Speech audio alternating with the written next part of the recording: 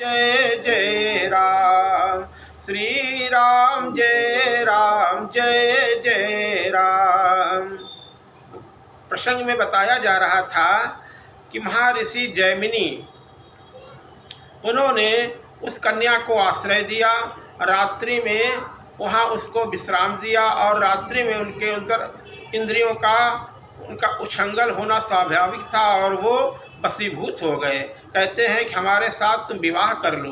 वो कन्या बोली, अरे हम कैसे विवाह कर ले, विवाह ऐसे थोड़ी किया जाता है, अरे हमारे घर वाले भी तो राजी होने चाहिए। बोले अब इस समय तत्काल विवाह करो हमारे साथ में।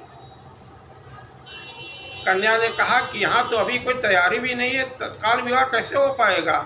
उन्होंने कहा कि इस कुटिया को ही, देखो वेग को रोक नहीं पा रहे हैं, कुटिया को ही उन्होंने मंडप मान लिया, उसी में अग्नि प्रज्वलित कर दी और उसको अपने साथ में अपने अगौचे से वो धोती जो ओढ़े हुए थे उसी से गठबंधन कर लिया और कहा विवाह करो। अब घूमने लगे। एक ही फेरा हो पाया कि वो कन्या एकदम से कराह के गिर पड़ी, अरे हमारे तो बहुत बड़ी मोच आ गई, अब तो हम चल भी नहीं पाएंगे, उठ भी नहीं पाएंगे। जैमिनी ने कहा कोई बात नहीं, उसे अपने कंधे पे बिठा लिया, कहा तो हमारे कंधे पे बैठ जाओ, हमको तुमको लेकर के फेरे कर लेंगे। अब इस तरह से घोड़ा बन कर के उसको चारों तरफ घूम रहे हैं। जो ही सातवां फेरा आया, ओ विवाह हो गया, विवाह हो गया, पड़ा पीठ पे चाबुक और कहा हाँ अब विवाह हो गया, अब तुम्हारे समझ में सब बात आ गई। देखा मुड़ कर के कि लंबी दाढ़ी लटका हुए गुरुदेव भगवान ही वहाँ पे खड़े हुए हैं। बोलिए वेद व्यास भगवान की जय हो। भगवान व्यास ने कहा क्यों भैया, क्या हमने जो श्लोक लिखा था वो सत्य है या असत्य है। माता बहिन पुत्र के तीरा, अब कबहु न बैठी है पुरुष गंभीरा। तुम तो बात हमारी काट रहे थे, क्या हम वो लाइन लिख दें अथवा रहने दें। चरणों पे गिर पड़े, गुरुदेव क्षमा करो क्षमा करो, अरे हम तो शिशुवत हैं, हमने अभी पूरी पाठशाला की कक्षाएं नहीं पढ़ी हैं, आप सही कह रहे थे, आप लिखिए प्रभु, आज से अब हम ऐसी गलती नहीं करेंगे। तो नारद जी कामदेव को जीत लेने के कारण इतने अहंकार में फूल गए हैं कि गुरुदेव त्रिभुवन गुरु भोलेनाथ की भी बात नहीं मान रहे हैं। भगवान शंकर ने बहुत समझाया, लेकिन भगवान शंकर की बात नहीं मानी। बस हाथ जोड़ करके मन ही मन उनकी, और मन में उनके ये भाव आ रहा है कि देखो ये हमारी प्रशंसा नहीं सुनना चाहते हैं, हमारी कीर्ति से जल रहे हैं, इसलिए ऐसा कह रहे हैं। और फिर ब्रह्मा जी के लोग को गए, ब्रह्मा जी ने भी यही समझाया, लेकिन उनके मन में तो कुलबुलाहट मची हुई है, अरे संसार में हमारी इस कीर्ति का विस्तार क्यों नहीं हो पा रहा है, लोग हमारे इस कीर्ति को जान क्यों नहीं पा रहे हैं। अच्छा हम अपने प्यारे नारायण के पास जाएं, वो जरूर संसार में हमारी बात फैलाएंगे, वो हमारे बड़े हितैषी हैं। और एक बार बोले, एक बार कर तलबर बीना, गावत हरि गुण गान प्रवीणा। कहाँ चले और कैसे जा रहे हैं। अब भगवान की भक्ति का भाव उनके अंदर नहीं है, यहाँ पे विचार करें, चौपाई का आशय समझें। एक बार नारद जी जा रहे हैं, भगवान का गुणगान तो क्यों, उनकी वो जो है अभ्यास पड़ा हुआ है, तो संत हैं इसलिए कीर्ति तो भगवान की गा रहे हैं, लेकिन ध्यान किस पे है, ये बड़े चतुर गायक हैं, प्रेम से नहीं गा रहे हैं, भक्ति से नहीं गा रहे हैं, बल्कि गावत हरिगुण, बोले गान प्रवीणा। ये नारद जी गाने में बड़े प्रवीण हैं। देखिए जब माया से विगत होंगे, इसलिए बात यहाँ पे बता रहे हैं, तब नारद जी के गाने का भाव बदल जाएगा। नारद जी जब अरण्य कांड में भगवान श्री राम से मिलते हैं तो भगवान गाते तो हैं, प्रेम सहित बहुभांति बखानी। गावत कैसे गाते हैं वहाँ पे, तो उसमें माया नहीं थी। बोले गावत राम चरित मृदुबानी, वहाँ प्रवीण शब्द का उल्लेख नहीं हुआ है। अरे गाना है, प्रेम से गाओ। एक जगह भजन हो रहा था तो वहाँ पे कुछ भक्त गा रहे थे, तो वहाँ कुछ अटपटे शब्दों में गा रहे थे, तो मीरा जी भी वहाँ उस गायन में थी। तो एक ज्ञानी ने लिख दिया कि देखो सुधार के गाओ, सही उच्चारण से गाओ, लेकिन वो मीरा जी ने उसे बिगाड़ दिया और दूसरे दिन लिखा मिला, नहीं भक्तों प्रेम से गाओ, भाव से गाओ, भगवान तो भाव के भूखे हैं। भाव का भूखा हूँ मैं और भाव ही एक सार है। भाव से मुझको भजे तो भव से बेड़ा पार है। अन्न धन और वस्त्र भूषण कुछ न मुझको चाहिए। एक हो जावे मेरा बस पूर्ण ये सत्कार है। भाव बिन सब कुछ भी दे डाले तो मैं लेता नहीं। भाव से एक फूल भी दे तो मुझे स्वीकार है। भाव बिन सुनी पुकारे मैं कभी सुनता नहीं। भाव पूरित टेर ही करती मुझे लाचार है। बांध लेते हैं मुझे यूं भक्त दृढ़ जंजीर में, इसलिए इस भूमि पर होता मेरा अवतार है। तो भाव से गाना चाहिए, प्रेम से गाना चाहिए, भगवान को रिझाने के लिए गाना चाहिए। सम्राट अकबर के दरबार में तानसेन, बड़े अच्छे गायकों में तानसेन का नाम सभी जानते होंगे। तानसेन गाते हैं तो अकबर जो है शहंशाह प्रशंसा करता है। तो तानसेन ने कहा, महाराज हमारे गाने में कहा, अरे हमारे गुरु जी जैसा गाते हैं वैसा तो कोई गा ही नहीं पाएगा। तो अकबर ने कहा कि जरा अपने गुरु जी की भी हमें बाणी सुनाओ। बोले वो शहंशाहों के दरबार में नहीं जाते हैं, वो तो भगवान को रिझाने के लिए ही गाते हैं, सबके सामने नहीं गाते हैं, अकेले में अपना भजन करते रहते हैं। वो तो भगवान के भक्त हैं, उनको किसी चीज़ का अभाव ही नहीं है। जो किसी वस्तु को प्राप्त करने के लिए, वो किसी को रिझाने के लिए दर दर भटकते फिरें, वो यहाँ नहीं आ सकते हैं। तो अकबर को ही वहाँ जाना पड़ा। तानसेन गए और भगवान की विभूति, भगवान के परम भक्त हरिदास जी महाराज जो हैं वो कुटिया में बैठे हुए हैं। और तानसेन ने जाकर के चरणों में सिर झुकाया, कहा, क्या हो बेटा, क्या हाल है? अरे तुम तो अब संसार को रिझाने में लग गए हो, तुमने तो हमारी विद्या का दुरुपयोग ही कर रहे हो। कष्ट होता था उन्हें तानसेन के इस व्यवहार को देख करके। अरे रिझाना है तो भगवान को रिझाओ। एक बार किसी ने गोस्वामी तुलसीदास जी महाराज से कहा कि बीरबल जैसा विद्वान संसार में कोई नहीं होगा। तो गोस्वामी जी ने कहा, हाँ बुद्धिमान तो बहुत है, लेकिन उसने अपनी विद्या का, बुद्धि का प्रयोग एक प्राकृत राजा को रिझाने में किया। अगर उसी बुद्धि का प्रयोग उसने श्री रघुनाथ जी को रिझाने में किया होता तो त्रिभुवन में उनका नाम हो जाता। तो भगवान को रिझाने का प्रयत्न करना चाहिए। हरिदास जी महाराज के सामने उन्होंने जानबूझ करके अपना एक गीत गाया और उसमें त्रुटि कर दी। तो बीड़ा लेकर के हरिदास जी महाराज ने गाया तो देखा बाहर अकबर बेहोश पड़ा हुआ है। भाव क्या है? भाव से जो गाएंगे भगवान को रिझाने के लिए, उनकी गायकी में दूसरा आनंद होगा और भगवान की भक्ति का फल भी उन्हें प्राप्त होगा, जो अत्यंत दुर्लभ है। मुनि दुर्लभ हरि भगति नर, गुणगान करो तो परमात्मा का करो। हरि मुनि दुर्लभ हरि भगति नर, पावहि बिनहि प्रयास, और जे यह कथा निरंतर सुनहि मान विश्वास। कुछ नहीं करो, सुनते रहो प्रेम पूर्वक भगवान की कथा, सारे कार्य बन जाएंगे प्रभु कृपा से। हम भी सुने, बोलने वाली जिह्वा है, सुनने वाले कान हैं, बता चुके हैं। हम भी सुने, आप भी सुने। सुनने का बहुत बड़ा महत्व है। सादर सुनई ते तरहि भव, क्योंकि कानों के द्वारा अमृत पिया जाता है। ये कानों के द्वारा पीने वाला अमृत है।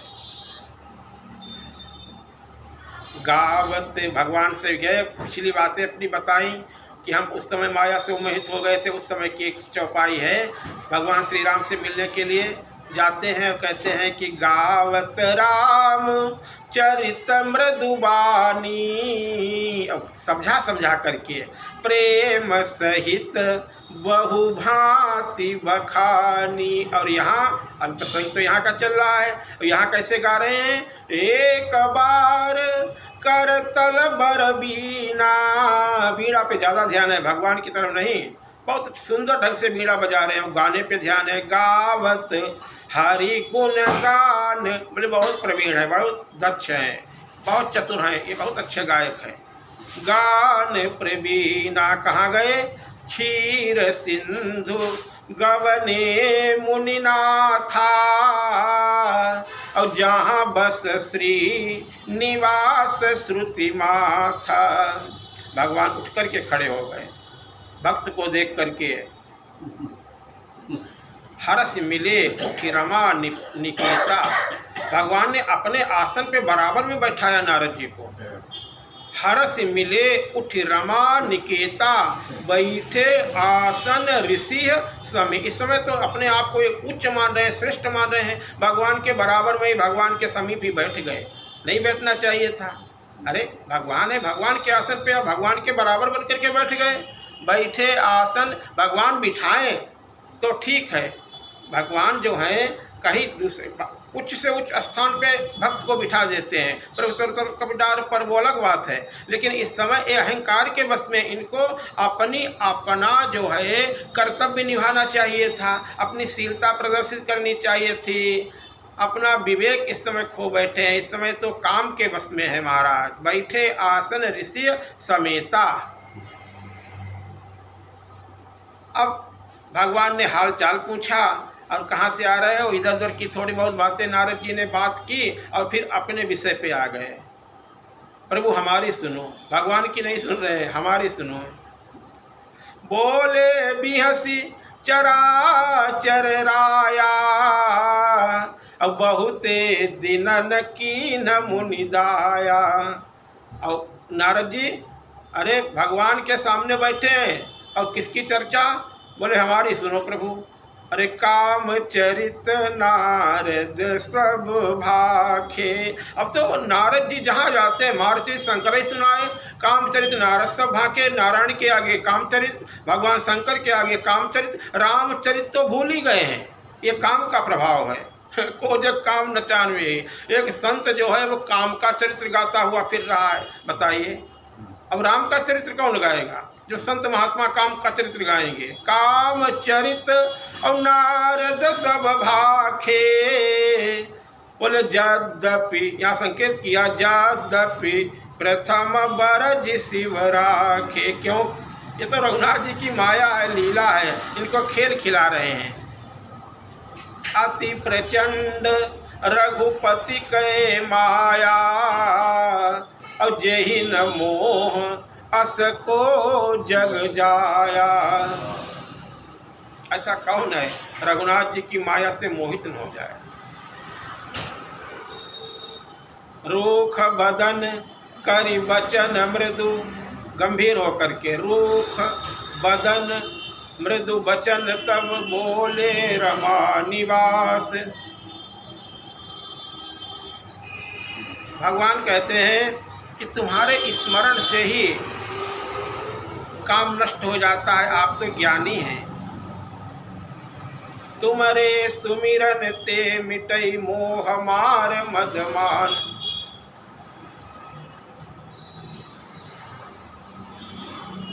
भगवान ने प्रशंसा कर दी। अब भगवान जिसको अपनी लीला का कौतुकी, प्रभु बहुत बड़े हैं, कौतुक निधि कृपाल भगवान, उन्होंने अब और उनकी प्रशंसा कर दी। शंकर जी ने ऐसा नहीं किया था कि इनका जो है अहंकार दूर करना चाहते हैं। अब ये वैद्य के पास पहुंच गए हैं तो इनका रोग ठीक करना है भगवान को। सुनो मुनि मोह हो ही मनता के, बोल श्री रघुवीर हृदय नहीं जाके। ब्रह्मचर्य, ब्रह्मचारी हो, ब्रह्मचरत रत मति धीरा, तुम ही की करई मनोभव पीरा। भगवान को धन्यवाद तो कर रहे हैं लेकिन अभिमान सहित। हाँ प्रभु ठीक कहते हैं। नारद कहेऊ सहित अभिमाना, और कृपा तुम्हारी सकल भगवाना। आपकी बहुत बड़ी कृपा है प्रभु, अभिमान सहित। अब करुणानिधि भगवान है। मन में विचार किया कि इनके हृदय में अहंकार का अंकुर, वो बीज अब जम गया है, अब इसे हमें उखाड़ना पड़ेगा। जल्दी करूं नहीं तो वृक्ष बड़ा हो जाएगा, तो फिर उखाड़ना मुश्किल हो जाएगा। पुर अंकुर गर्भ तर उभारी, बेग समय डारियों उखारी, पन हमार सेवक हितकारी। महाराज भक्त है नारद, परम भक्त है, भगवान के बड़े कृपा पात्र हैं। ये लीला के माध्यम से संसार को शिक्षा दे रहे हैं ईश्वर, और अपनी लीला का हित नारद जी को ही तो बनाते हैं। इसलिए नारद जी के साथ बड़ी विचित्र लीला प्रभु करने जा रहे हैं। नारद जी ने बातचीत की और जिस मार्ग से आए थे उसी मार्ग से लौट रहे हैं, और उतनी देर में भगवान ने ऐसी लीला की कि उसी रास्ते में, इस रास्ते से गए थे, बिरचेहु मगमहु नगर ते ही, और सतजो जन विस्तार, श्रीनिवास पुरते अधिक, रचना विविधि प्रकार। उसी रास्ते में 100 योजन का एक बहुत विशाल नगर बनकर के तैयार हो गया। ये भगवान की माया का खेल है। वहाँ एक शील निधि नामक राजा राज्य कर रहा है, सुंदर सुंदर नर नारी वहाँ वास कर रहे हैं। और इस विशाल नगर को देख करके नारद जी भी कौश की ठौरे, देखा यहाँ क्या हो रहा है। ऐसा विचार करके उस नगर में गए और पूछा तो पता लगा कि राजकुमारी का स्वयंवर होने जा रहा है। नारद जी पहुँच गए। नारद जी को देख करके शील निधि नामक राजा ने अपनी कन्या विश्वमोहिनी को ला करके उनके चरणों में मस्तक झुकवाया और कहा कि महाराज बताइए हमारी कन्या का भाग्य, ये कैसा इसको वर मिलेगा, कैसा घर मिलेगा। नारद जी ने देखा कन्या को। अब यहाँ पे नारद जी देखते ही रह गए। ये भगवान की माया है। भगवान की माया ऐसी विश्व को मोहित करने वाली। अब नारद जी अपना ज्ञान वैराग्य सब भूल गए। नारद जी जो है देख रूप, स्पष्ट लिखा है, हम अपनी तरफ से थोड़ी कुछ बता रहे हैं। बोले देख रूप मुनि बिरति विसारी, अब बड़ी बारी लगी रहे निहारी। किसी को घूर कर बड़ी देर तक देखना ये असभ्यता है, ये गलत है। और वो तो संत है, बड़ी बारी लगी रहे निहारी। उसके लक्षण तो दूसरे थे। नारद जी मन में ये विचार कर रहे हैं, राजा को नहीं बता रहे हैं कि इस कन्या के अंदर जो लक्षण हैं, जो इसको जीतेगा वो अजर अमर होगा। और नारद जी कैसे विचार रहे मन में, जो इसे वर्ण कर, जो जिसको ये कन्या वर्ण कर लेगी वो अमर अजर हो जाएगा, उसे संसार में कोई जीत नहीं पाएगा। संसार के चर अचर उसकी सेवा करेंगे, बल्कि उसमें तो पहले से ही गुण विद्वान है, वो तो भगवान की माया है। जो यही बरई अमर सोई होई, समर भूमि ही जीतन कोई है। लेकिन नारद जी के मन में आ रहा है हो जाएंगे।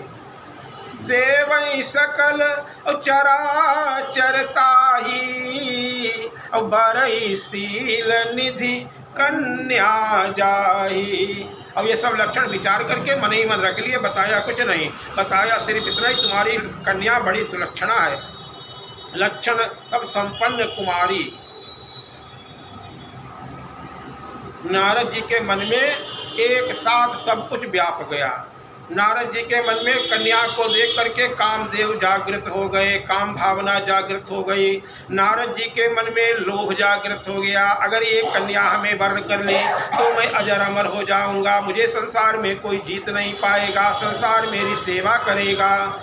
अब क्रोध आगे चल करके जागृत हो जाएगा। कामना की पूर्ति, भाई क्रोध तो तब आता है गीता में, जब कामना की पूर्ति नहीं होती है तब क्रोध जागृत हो जाता है। अब क्रोध से विवेक नष्ट हो जाता है, और विवेक के नष्ट हो जाने पर फिर व्यक्ति का पतन हो जाता है। क्या करना चाहिए क्या नहीं करना चाहिए उसका ज्ञान विलुप्त हो जाता है। इसलिए हे अर्जुन, तुम इस प्रयत्न पूर्वक इस काम को जीतो। देखो ये बड़ा दुर्जय है, इसे अभ्यास के द्वारा, धीरे धीरे अभ्यास के द्वारा जीतने का प्रयत्न करो।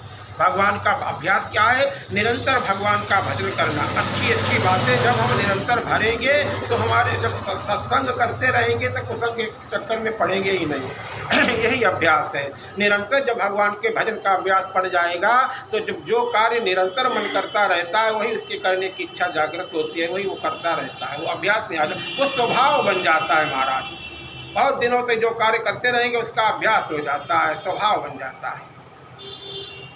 नारद जी कहते हैं अब ये कन्या हमें कैसे मिले, किस प्रकार से, कौन सा उपाय करूं जो एक कन्या हमें मिल जाए।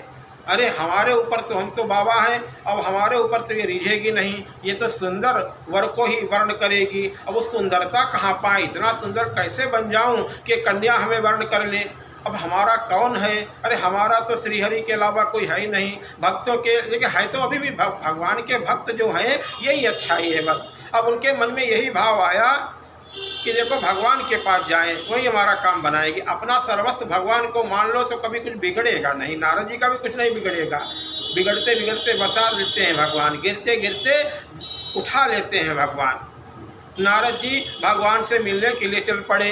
भगवान ने कहा कि वे कहाँ वे जाएंगे। भगवान उन्हें मिले और भगवान को उन्होंने दंडवत प्रणाम किया। प्रभु मैं तो आपको ही खोज रहा था, आप बहुत अच्छा हुआ कि आप हमें मिल गए। प्रभु मेरा एक काम बना दीजिए, मैं आपसे कुछ मांगना चाहता हूँ। भगवान ने कहा क्या मांगना चाहते हो। प्रभु हम विवाह करना चाहते हैं। नारद जी ने, अब देखो अभी तक तो इतना कोई कामदेव का कोई प्रभाव नहीं हुआ था, आप कहते हैं विवाह करना चाहते हैं। भगवान भी बड़े कौतुकी ऐसी ऐसी लीलाएं करते हैं कि नारद जी पीछे पड़ गए हैं कि हमारा विवाह करा, उनका विवाह नहीं कराते हैं। और शंकर जी इतना कहते रहे विवाह नहीं करूँगा, उनका ज़बरदस्ती आज्ञा देकर के विवाह करा देते हैं। भगवान कहते हैं किसके लिए क्या ठीक रहेगा ये तो भगवान जानते हैं, क्योंकि भगवान शंकर सिद्ध हैं, उनके ऊपर किसी बात का प्रभाव नहीं पड़ेगा। उनके घर में राम के भजन के कारण अन्नपूर्णा आई, वो भी राम की भक्त हो गई। गणेश जी आए, वो भी राम के भक्त हो गए। पूरा शिव परिवार कार्तिकेय भगवान और जितने गण हैं सब भगवान का भजन कर रहे हैं। वहाँ काम का कोई अस्तित्व नहीं है, उनके अंदर कामना है ही नहीं, वो तो राम ही राम में रमे हुए हैं। तो वो सब कुछ करते हुए साज अमंगल मंगल राशि हैं, उनके ऊपर कोई प्रभाव नहीं पड़ेगा। लेकिन नारद जी बेटा तुम तो हमारे परम भक्त हो, अब तुमने ये सन्यास धारण कर लिया, सन्यासी बने ही क्यों तुम। पहले कहते विवाह कर लेते, लेकिन सन्यासी फिर विवाह के लिए इच्छा करे तो इसका पतन है। अब तुम विवाह नहीं करो, हमारा गुणगान ही करो। नारद जी अपने भक्तों का पतन नहीं होने देते हैं। वहाँ भी कहते हैं वही बात कि जोड़नी पड़ती है, क्योंकि हे नारद जी अरण्यकांड में भी बातें सब समझाते हैं। बाद में यहाँ हमने ऐसा क्यों किया था, क्योंकि सुनु मुनि तो ही कहूँ सहरोसा और भजहित मोहित जी सकल भरोसा करऊँ सदा और तिनकी रखवारी और जिमि बालक राखई महतारी। विवाह करना गलत नहीं है, गृहस्थाश्रम गलत नहीं है, वो तो परंपरा से सभी ऋषि मुनि उन्हीं गोत्रों में हम सभी उत्पन्न होते चले आ रहे हैं, बल्कि सन्यासी हो गए हो। और दूसरे ये विवाह करना किससे चाहते हैं, इस पर भी तो विचार करो। अरे ये तो शिशु की भांति भक्त है, भक्त शिशु होता है। अब एक छोटा सा बालक कहे माता से विवाह करेंगे तो बताइए सब हंसेंगे कि नहीं हंसेंगे। अरे विश्वमोहिनी तो भगवान की पत्नी है, भगवान की माया है। अब ये माया को देख करके भी कह रहे हैं कि हम इनसे विवाह करेंगे। ऐसे उनके सुंदर तोतली वाणी को यानी अटपटी वाणी को सुन करके भगवान कहते हैं अच्छा तुम्हारे साथ हम भी खेल करेंगे, क्योंकि माया से ग्रस्त इस समय है। एक बात नारद जी ने बहुत अच्छी कही, प्रभु हमारा विवाह करवा दीजिए और फिर जैसे भी हमारा हित ही आप करेंगे, हम जानते हैं मैं आपका दास हूँ। अरे भाई कुछ न कर सको तुम, कुछ भी न कर सको, बस भगवान को समर्पण कर दो, भगवान सब संभाल लेंगे। भगवान को तो मालूम है क्या अच्छा है क्या गलत है। माता को मालूम है कि बच्चे को आग हम पकड़ने देंगे कि नहीं पकड़ने देंगे, विष खाने देंगे कि नहीं खाने देंगे, उसे हम कूदने देंगे कि नहीं कूदने देंगे, अरे उसे जल में हम डूबने देंगे कि नहीं डूबने देंगे। वो तो शिशु है, वो जानता ही नहीं है, वो तो माँ की जिम्मेदारी हो जाती है। शिशुवत व्यवहार करो, उसकी गोद में रहो, उसकी शरण में रहो, वो सब संभालेंगे। नारद जी ने भी यही कहा, नाथ मैं आपका दास हूँ, जैसे भी मेरा भला हो वैसा कार्य आप करो। यही विधि नाथ हो हित मोरा, बोले करहु सो बेगी दास मैं तोरा। निज माया बल देख विशाला, ही हंसी बोले दीन दयाला। यही विधि होई परम हित, और नारद सुनहु तुम्हार, सोई हम करवन आन कछो, और बचन निम्रखा हमार। भगवान ने समझाया भी कि देखो हम तुम्हारा कैसे भला करेंगे। जैसे वैद्य से रोगी कुपथ्य मांगे तो क्या वैद्य देगा, कुपथ मागरुज व्याकुल रोगी, वैदन दे सुनहु मुनि जोगी। हम इसी प्रकार से तुम्हारा भला करेंगे। भगवान से कहते हैं प्रभु आप हमारा अपना रूप दे दो, बताओ। आपन रूप देहु प्रभु मोही, और किसी प्रकार से नहीं पाऊंगा उस कन्या को, आप अपना रूप दे दो तुम हमें वर्ण कर लेगी। आपन रूप देहु प्रभु मोही, और आन भांति नहीं पावऊं ओही। और फिर कहते हैं कि मैं आपका दास हूँ। तो भगवान ने कहा ठीक है, फिर जैसे आपका हित नहीं बल्कि जैसे परम हित होगा वो मैं आपका कार्य करूँगा। एक हित होता है, एक परम हित होता है। परम हित भगवान ने किया नारद जी का, और नारद जी को अपना रूप दे दिया, क्योंकि मुँह तो जो दर्पण में देखेंगे तभी दिखाई देता है। पूरा शरीर भगवान के जैसा हो गया। नारद जी ने देखा अपने को चारों तरफ से, अरे हम तो भगवान बन गए, नारायण बन गए, अब मुझे छोड़ करके कन्या किसी को वर्ण नहीं करेगी। बड़े प्रसन्न हो गए, लेकिन ये नहीं जानते हैं कि मुनिहित कारण कृपा निधाना, और दीन को रूप न जाई बखाना। भक्त के लिए ज़्यादा श्रृंगार, ज़्यादा अपने को रूपवान भी नहीं बनाना है। रूप में अहंकार आ जाता है। रूप तो मिलता है परमात्मा की कृपा से। सार्थक है उसी की सुंदरता, तन भी सुंदर हो, मन भी सुंदर हो, हृदय का आवरण भी सुंदर हो। सार्थक है उसी की सुंदरता, जिसका अंतःकरण भी सुंदर हो। माँ से पूछो उसका बच्चा कितना सुंदर है। अरे संसार भर के बच्चे उसके आगे लोग चाहे जितने बड़े बड़े सुंदर हों, लेकिन उसे तो अपना बच्चा ही सुंदर लगता है। ऐसे ही भक्तों को ही भगवान सुंदर मानते हैं। तुम चाहे शरीर से चाहे जितने जैसे स्वरूपवान बन जाओ, लेकिन भजन विहीन कह रघुपति सुनो भामिनी बाता, और मानव एक भगत करनाता। वो चाहे जैसी सबरी माता हो, हजारों वर्ष की वृद्धा हो गई थी, शरीर भीलों की कन्या थी, लेकिन शरीर पर दृष्टिपात नहीं है, बल्कि आप मेरी माता, आपके समान कोई नहीं सुंदर है। सुंदरता तो भगवान को सबरी की अच्छी लगती है। सुंदरता तो कोल भीलों की अच्छी लगती है। बानर भी कोई सुंदर होते हैं, लेकिन भगवान को बानर सुंदर लगे। व्यंग रावण कर सकता है बंदर कह करके, लेकिन भगवान ने बानरों को ही अपनाया। वो दस्कंदर स्वयं इतना काला कलूटा, हजारों भुजाएं जैसे उसकी श्रृंग के समान, पर्वत के समान शरीर उसका है, उसके ऐसे कुरूप को भी नारद जी रावण के उस रूप को देख करके अंगद जी ने व्यंग उसका तुरंत उत्तर दिया था। कहा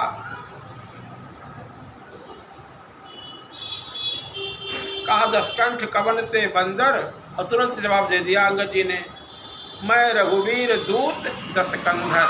लेकिन भक्त जो हैं कोई जवाब नहीं देते हैं। भगवान के भक्त सुन लेते हैं। तो हनुमान जी और रावण के संवाद में जब आप चर्चा सुनेंगे तो देखना कितने संत प्रवृत्ति से बातचीत करते हैं, और अंगद और रावण का संवाद दूसरे प्रकार का है। तो महाराज हनुमान जी जैसा रूप इसलिए दिया है नारद जी को, क्योंकि हनुमान जी ही माया को जीत सकते हैं। अपने भक्त का माया को बचाने वाला रूप भगवान ने उनको दे दिया। ये कुरूप नहीं है, बल्कि माया इस रूप से दूर रहेगी, ऐसा रूप भगवान ने दे दिया। दीन को रूप न जाई बखाना, उसका वर्णन नहीं किया जा सकता है। इसका भगवान ने नारद जी की हंसी संसार में नहीं कराई, बल्कि नारद जी को सारे समाज ने नारद जी ही देखा। सिर्फ उस कन्या ने नारद जी को मरकट बदन के रूप में देखा। सो चरित्र लखी काहू न पावा, और नारद जान सबहि सिरुनावा। और दो गण ऐसे थे जो उन्होंने इस रहस्य को जाना, क्योंकि लीला के हेतु बनने वाले हैं। रहे तहाँ दो रुद्रगण, और रुद्र भगवान शंकर के गण जैसे होते सब जानते हैं। वो तो स्वभाव से ही विनोदी स्वभाव के होते हैं, और वहाँ बैठे हुए थे। वो सिर्फ तमाशा देखने के लिए गए थे, विवाह की इच्छा से नहीं गए थे, वो कौतुक देखने के लिए गए थे। गोस्वामी जी कहते हैं रहे तहाँ दो रुद्रगण, और तेजा नहीं सब भेव। विप्रवेश देखत फिरई, और परम कौतुकी ते। वो भगवान के भक्त हैं भोलेनाथ के। वो नारद जी वहाँ पहुँचे। समाज में नारद जी को अपने रूप का बड़ा अभिमान है और वो जाकर के आगे की ही पंक्ति में बैठ गए कि देखो पहले कन्या हमें ही देख ले। और जिस पंक्ति में नारद जी बैठे थे जानबूझ करके वो दोनों गण भी नारद जी के अगल बगल जाकर के बैठ गए। अब नारद जी को सुना सुना करके वो व्यंग करने लगे, अरे वाह, इस समाज में आपके समान कोई सुंदर नहीं है। देखो ये कितने तो साक्षात श्रीहरि नारायण आकर के यहाँ पे बैठ गए हैं। ये भगवान देखो विवाह करने के लिए आए हैं। इनको छोड़ करके अब कन्या किसी के गले में बरमाला नहीं डालेगी। करही कोटि नारद ही सुनाई। इनको भगवान ने कितनी सुंदरता दी है। करही कोटि नारद ही सुनाई अनीक दीन हरि सुंदरताई। रीझिय राज कुंवर छवि देखी अब इनहि बरई हरि जानी विषेखी। इनको नारायण समझ करके इन्हीं का वर्ण करेगी। अटपटी वाणी, व्यंग की वाणी अटपटी होती है। अब ऐसे तरह मुस्करा मुस्करा करके वो बोल रहे हैं। नारद जी को कुछ शंका तो हो रही है, लेकिन अपना रूप देखते हैं तो अरे हम तो भगवान बने बैठे हैं, तो ये बात सही कह रहे हैं। उनकी बातों पे ध्यान ही नहीं है। वहाँ तो ध्यान उनका विश्वमोहिनी के ऊपर है, उनके ऊपर कोई ध्यान ही नहीं है। नारद जी बिल्कुल उनकी बातों पे अपने आप को जो है अगर विचारते, कुछ सोचते, निरीक्षण अपना विधिवत करते तो बात समझ में आती, लेकिन वो तो भगवान बने बैठे हैं। हाँ हाँ हमें ही वरण करेगी। जदपि सुनहि मुनि अटपटी वाणी समुझ न परई बुद्धि भ्रम सानी। और कन्या आई और कन्या ने देखा उस रूप को, अरे एक भयानक वानर लंगूरी बंदर देखे जैसे भयानक बहुत बड़ा बानर बैठा हुआ है। वो तो एकदम से क्रोधित हो गई। मरकट बदन और भयंकर देही और देखत हृदय क्रोध भाते। नारद जी को देखा, अब वो उस पंक्ति के बिल्कुल समीप तक नहीं गई। आसपास बैठे थे उस लाइन में, उन राजाओं के पास भी नहीं गई। लिखा हुआ है। अब देखो इसका एक भाव और भी है। जहाँ भगवान का भक्त रहता है, जहाँ संत रहते हैं, वो तो संत तो भगवान की माया से बचे ही रहते हैं, लेकिन संत के समीप भी जो संत की लाइन में भी रहते हैं, संत के सानिध्य में भी रहते हैं, उन पर भी माया का कोई प्रभाव नहीं पड़ता है। उधर माया देखती ही नहीं है। यही दिशि बैठे नारद फूली, उस दिशा में भी अब नहीं देख रही है, उधर देखना ही बंद कर दिया। यही दिशि बैठे और नारद फूली और सो दिशते ही न बिलो की भूली। आगे बढ़ गई। नारद जी ने कहा अरे ये तो हमें देख ही नहीं पाई। नारद जी वहाँ से उठे, पिछली वाली लाइन में जाकर के बैठ गए। नारद जी बार बार ये विचार कर किसी प्रकार एक बार हमें देख ले, फिर तो आगे जाएगी ही नहीं। गोस्वामी जी लिखते हैं, फिर उचकते हैं, फिर खड़े हो जाते हैं, फिर देखते हैं, अरे देखती क्यों नहीं है, देखती क्यों नहीं है। पुनि पुनि मुनि उकसही अकुलाही, और गण हंस रहे हैं। अब देखी दशा हर गण मुस्काही। महाराज ज़्यादा विस्तार क्या करना। नारद जी जैसा भक्त कौन होगा। नारद जी परम भगवान के मना अवतार हैं। अरे उनको लीला के हेतु बने हुए, लेकिन भगवान अपने भक्त के साथ ही तो ऐसी लीलाएं करते हैं। और उसी समाज में भगवान राजा का रूप धारण करके गए और उस कन्या ने हर्षपूर्वक राजा बने हुए भगवान श्री हरि के गले में जयमाला डाली और भगवान उस कन्या को लेकर के, विष्णुमोहिनी को लेकर के क्षीर सागर की तरफ, वैकुंठ धाम की तरफ चले गए। दारी नृपतनु तहाँ गए कृपाला, कुंवरी हरसि मेले जय माला। दुलहिन लई गए लक्ष्य निवासा, नृप समाज सब भयउ निराशा। मुनियति सबको तो ज़्यादा कष्ट नहीं हुआ, लेकिन नारद जी को सबसे ज़्यादा कष्ट हुआ। वो तो स्वयंवर में राजा आते रहते हैं, कोई बात नहीं, एक कोई तो वर्ण करेगी, वो तो चले गए। लेकिन नारद जी को ऐसा लग रहा है जैसे कि हमारी पत्नी का ही हरण कर लिया है। ऐसा आकुल हो रहे हैं। मिलते मिलते संपदा हमारी ये कीर्ति, ये हमारी यश जो हमें मिलने वाली थी विश्व मोहिनी, ये कौन ले गया है। बहुत व्याकुल हो रहे हैं, जैसे सर्प की मणि छिन गई हो, जैसे जल से मछली बाहर कर दी गई हो, ऐसे तड़प रहे हैं। और उसी अवस्था में गणों ने कहा कि महाराज जरा अपना रूप भी तो दर्पण में देख लो। विवाह करने के लिए आए थे और उन्होंने ज्यों ही देखा जल में, और जल थोड़ा हिल भी रहा था, तो वो भयंकर रूप देखा। अपने स्वरूप को देख करके नारद जी क्रोधित हो गए। भयंकर देख रूप मुनिबार निहारी।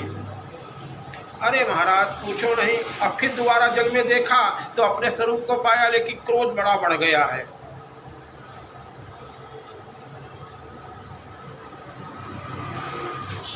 जो सामने पड़ता है उसी पे क्रोध उतारा जाता है। क्रोधी व्यक्ति के सामने नहीं जाना चाहिए। एक शिक्षा ये भी यहाँ पे, जो क्रोध में कोई हो तो आप अपने ऊपर वो आपत्ति झेलने के लिए न जाओ, उसके दाएं बाएं रहो।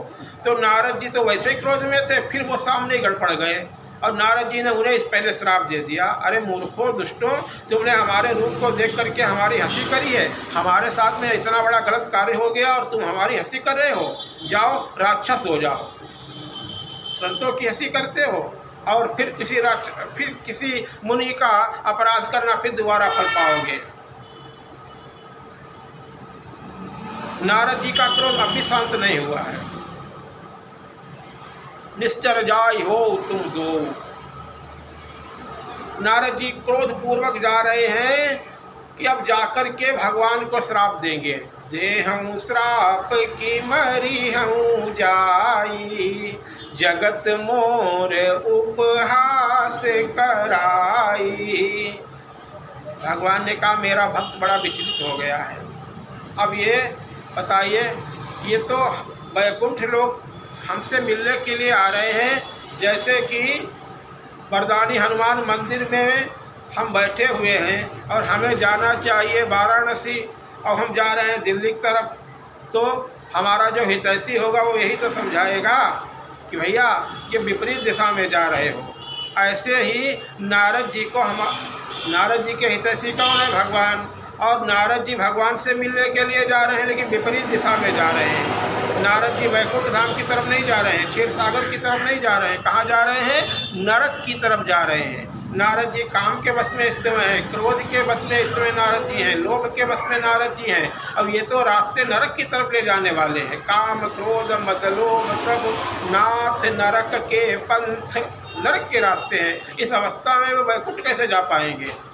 इसलिए भगवान ने कहा कि हम अपने भक्त को नरक की तरफ नहीं जाने देंगे, हम इसका पतन नहीं होने देंगे। अब बहुत हो चुका। भगवान ने सोचा ला उनकी रक्षा करनी चाहिए और क्रोध को अपने ऊपर, जैसे उस विष को भगवान मानव स्वयं पचा लेना चाहते हैं। कितने दयालु हैं। अब ये जो भी कहना है सुनना है, हमें जो भी करेंगे हम इनको सब सहन कर लें। इनका क्रोध अब उतार देना चाहिए, इनको माया से विगत करना चाहिए। इसलिए भगवान ने रास्ते में आकर के भेंट कर दी। बीच ही पंथ मिले धनुजारी, धनुजारी शब्द का प्रयोग किया है भगवान। ये धनुज ही तो है, काम क्रोध मद लोभ ईर्ष्या दम्भ द्वेष छल प्रपंच। तो इनका नाश करने वाले, अपने भक्त को निर्मल करने के लिए, भक्त को शांत करने के लिए, भक्त की विपत्ति को दूर करने के लिए श्रीहरि बीच रास्ते में ही आ गए। बीच ही पंथ मिले धनुजारी, और आग में घी का काम कर दिया जब और क्रोध बढ़ गया है। कैसे? बोले संग रमा सोई राजकुमारी। लक्ष्मी भी साथ में है और वो राजकुमारी भी, मोहिनी भी साथ में है। देखते ही नारद जी भड़क उठे, अरे आपके समान कोई नहीं होगा। असुर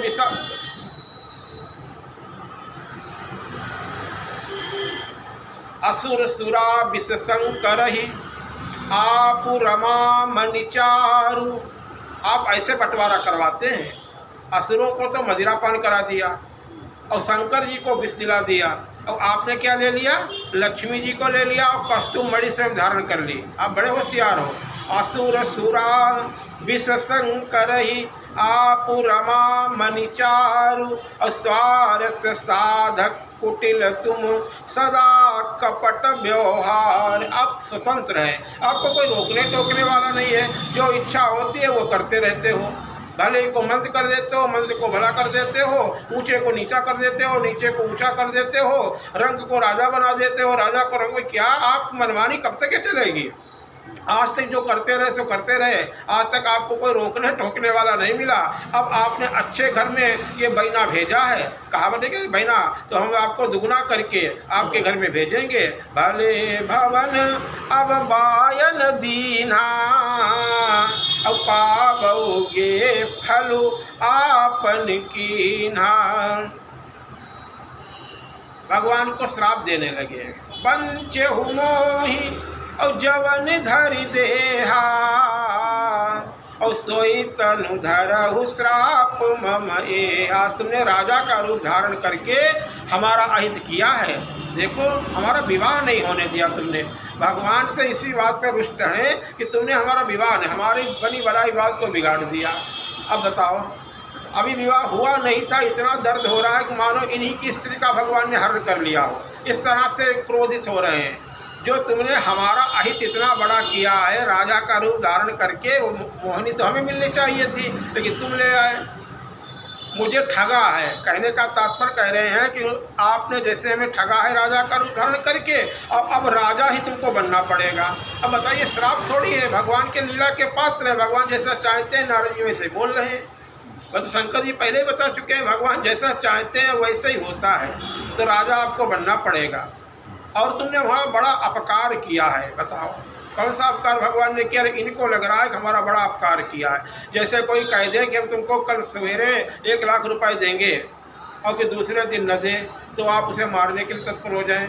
अरे आपका था ही नहीं देने के लिए, कहा भगवान ने तो कहा भी नहीं था, मिलने वाले थे। कभी कभी ऐसा होता है क्रोध में, हमें कुछ लाभ होने वाला होता है, हम समझ लेते हैं हमें हो गया, और नहीं होता है तो बहुत दुखी हो जाते हैं, हमारा इतना नुकसान हो गया। अपने पास से कुछ नहीं गया, कुछ मिलने वाला था नहीं मिल पाया, लेकिन बहुत दुखी होते हैं। तो यही तो स्थिति है, माया की यही तो लीला है।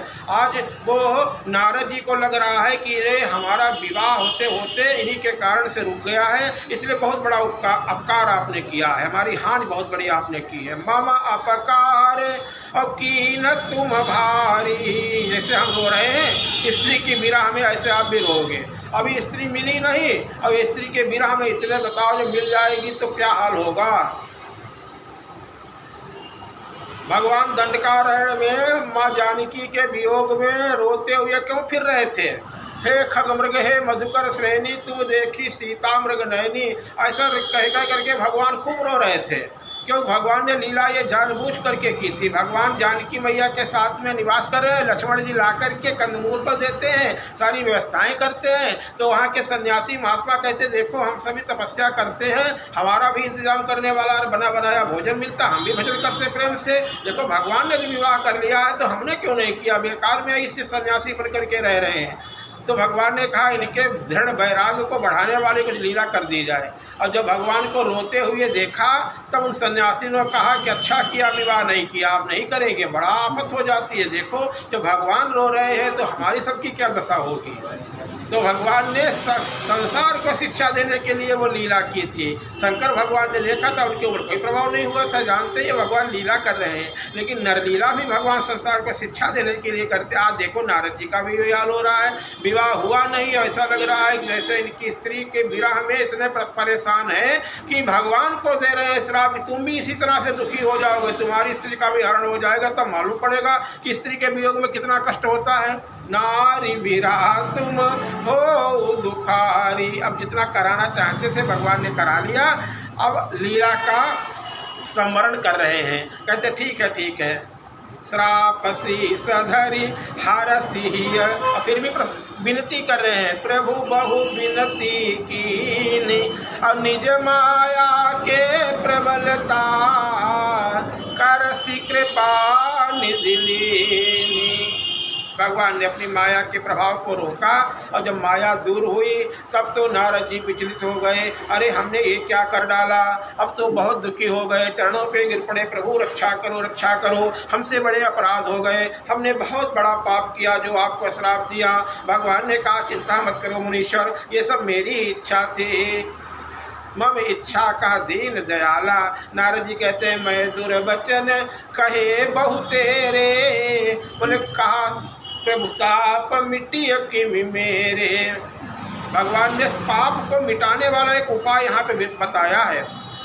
देखो, मन चित्त क्षुभित अगर है, अगर आपने कोई ऐसा कार्य कर दिया जिससे आपको बड़ी ग्लानि हो रही है, आप बहुत दुखी हैं, आप बहुत भयभीत हैं, आप अपने पापों के कारण बहुत ही डरे हुए हैं, तो क्या करें? बड़ा से बड़ा अपराध कोई हो गया है आपके द्वारा जाने अनजाने, तो क्या करें? देखो, नारद जी को जो बताया है वही करना है। भगवान ने कहा, नारद जी चिंता मत करो, देखो शंकर भगवान का भजन करो जा करके, तुम्हारी चित्त में शांति आ जाएगी, प्रसन्नता आ जाएगी, सारे पाप नष्ट हो जाएंगे। बोले जपहु जाई शंकर सतनामा, भगवान के 100 नाम है, उनका जाप करो जा करके। हुई है हृदय तुरंत विश्राम।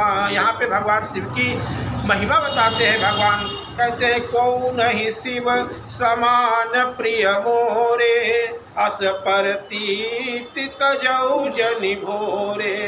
क्योंकि जेहि पर कृपा न करहि पुरारी, असो न पाव मुनि भगति हमारी। शंकर जी का स्मरण करो, भजन करो, तो चित्त में शांति आ जाएगी। अब तुम्हें माया नहीं व्यापेगी, अब तुम चिंता